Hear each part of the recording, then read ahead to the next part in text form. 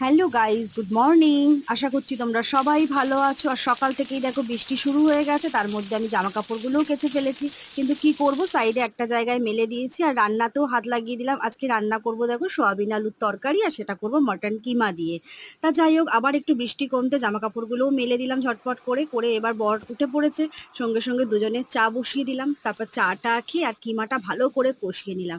আর রনি রবিবার দিনকে আমার সাথে একটু কাজে হাত লাগায়, তাই তাড়াতাড়ি করে ও ঘরটা ঝাড় দিয়ে মুছেও দেয়, প্রায় দিনই তাই করে দেয়।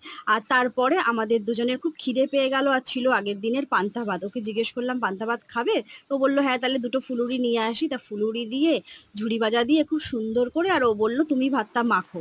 তা আমি ভাতটা মাখলাম, কিন্তু আমি তো আর কাঁচা পেঁয়াজ খেলাম না, ও কাঁচা পেঁয়াজ দিয়ে ভালো করে ভাতটা খেলো।